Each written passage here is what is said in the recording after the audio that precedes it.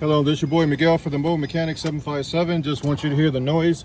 If you need a battery, this is what your car is going to sound like. I'm putting the key in the ignition.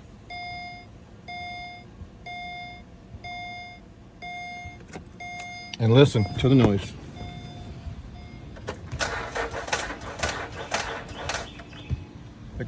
The starter is trying to turn. It needs a minimum of 9.5 volts to turn.